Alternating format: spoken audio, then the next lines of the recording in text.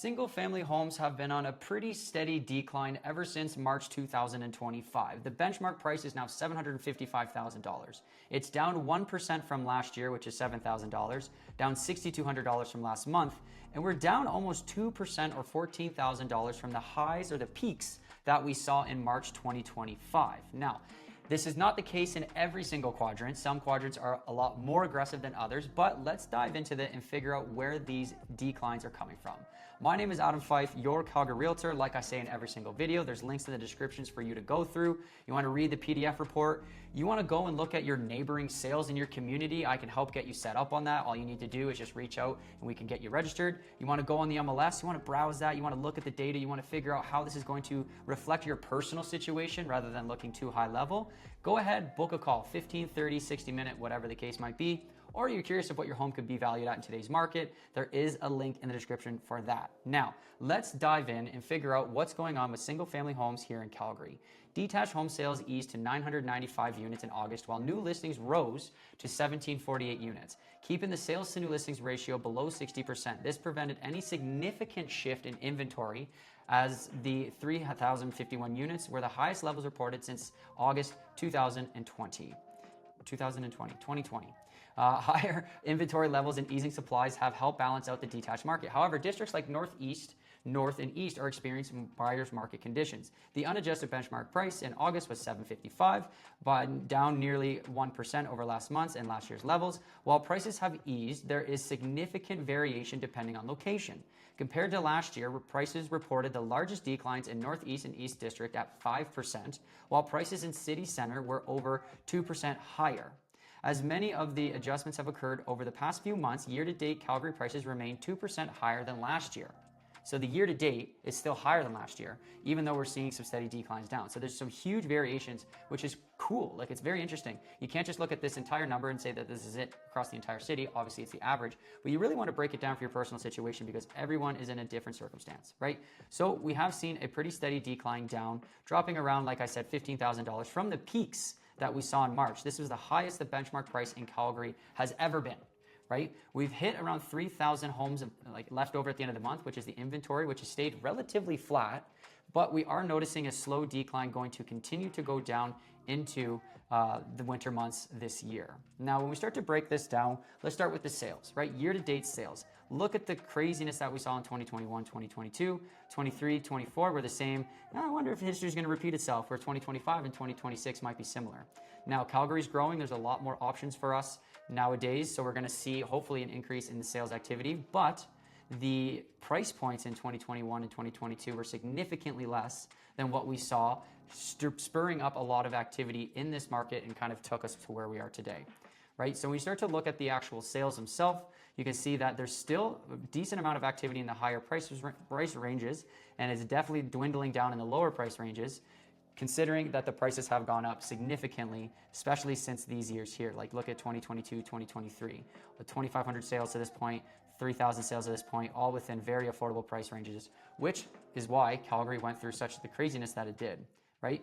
Start to look at the new listings, right? It is great to see that we are increasing from the lows that we had in 2023, 2024. There just simply wasn't enough inventory on the market to to try to handle all of the sales activity that we had. So it is really great to see. I'm very happy to see that we're upwards of the 10-year average, right? We're kind of going to the 2018 levels, which is great. Hopefully that continues to rise, but we want to see a little bit more price reductions in this market to try to bring back that affordability. Yes, I said it. A lot of people like to think I've pumped this market, but at the end of the day, we all want affordability here. There are people that are going to get screwed in this market because the inventory is increasing. We broke that bar. We were pretty steady there for a while, which I was calling out on the majority of the months, but now we've broken that bar. We've gone to 2020 levels, and we're probably going to continue to increase as mortgage renewals come up, as the rezoning changes, as the city continues to grow and expand, new construction come to the market. We're probably going to stay elevated for quite some time, okay? Now, the only thing I really want to bring up on this chart, because it's the exact same numbers, just in numerical fashion, is the days on market, right? We've slowed down significantly, right? We went from 26 days on market last year, which was a seller's market, to 35 days on market now, indicating that we're still, we're at the same pace as what we were in the slower months of last year, right? 43, 34, 34.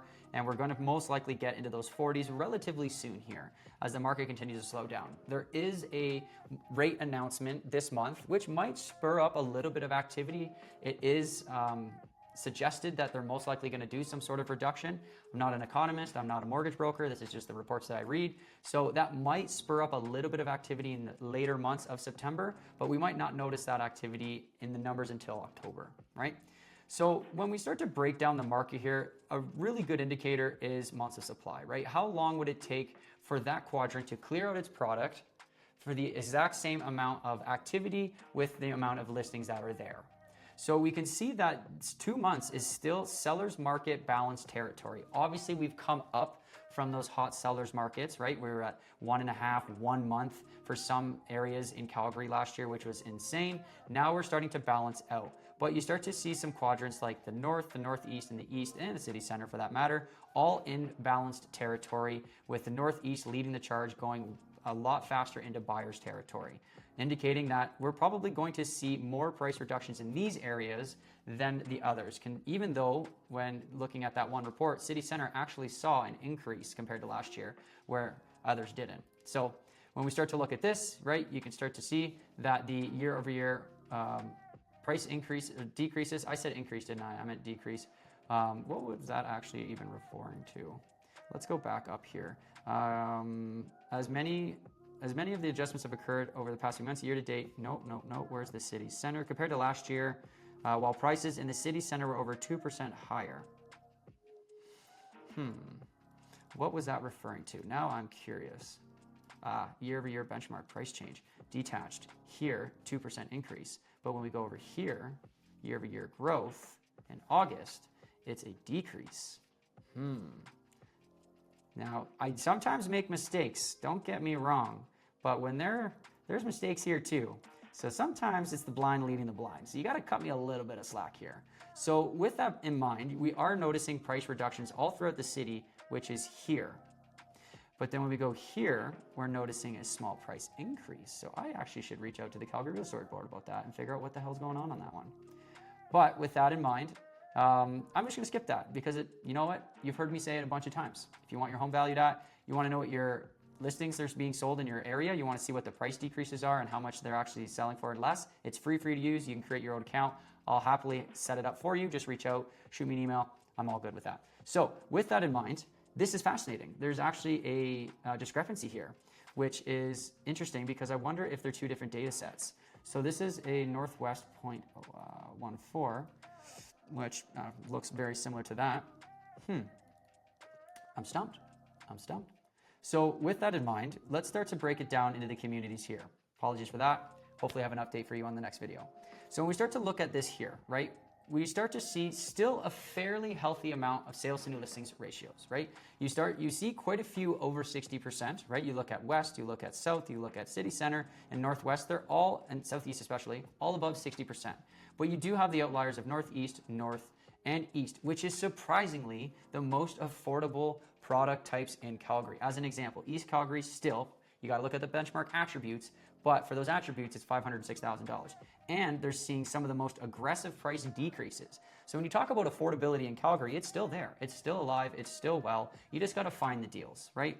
Yes, this Western quadrant, I think about 4 months ago, actually hit 1 million, which I brought up and I was very shocked to see. I think that was probably March or April that they actually hit 1 million, and they've been on a pretty quick trajectory downwards, right? Seeing $7,000 reduction last month, $16,000 reduction this month, dropping them all the way down to 967, which again is a healthy thing. But when you consider West Calgary, there are homes that are valued at 3 million in the city, right? So it does move up and down. It can be quite aggressive just based off of how much a few people want to let go of their property, or how much more someone's willing to pay for some features and benefits of that property. So it does shift quite a bit, but pretty big swings.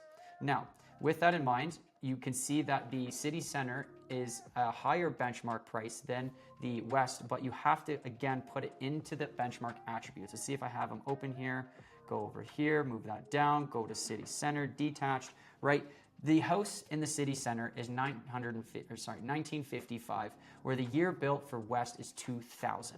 So when you start to look at these numbers, they're very different, right? If you had a 2000 built home in city center, it's obviously going to be a lot more than $974,000. So therefore, the city center actually is quite a bit more expensive than Western Calgary, right? So again, just looking at these numbers don't really paint the full picture. You have to dive into it. You have to understand how these things work. And that's where booking a call makes the most sense. Cool? Cool. Right, let's continue on here. So like mentioned before, we are seeing price reductions throughout the entire city. Some of the biggest price reductions are in those most expensive quadrants with the biggest swings in general. But when getting into the market, let's make sure that good homes still sell fast, right? Good homes still sell fast. If we go here, let's just go real quick, right? You go to close date. This is just the most recent sales for the detached homes in Calgary. And you can see, let's look at the averages. So you can still see on average, we're probably looking around 30 to 40 days, which actually aligns quite well with the data that we've saw. But there's still homes here that do sell relatively quick. Now, it's few and far between. You can see some millions here, a 950 going to a mil, 800 to 800, right? Good homes sell quickly, and I do want to get that across. Calgary is still very attractive for a lot of people. There are a lot of people on the sidelines waiting for some price reductions. Obviously, there's a lot of uncertainty with things that we shall not talk about because you commenters love to comment on that.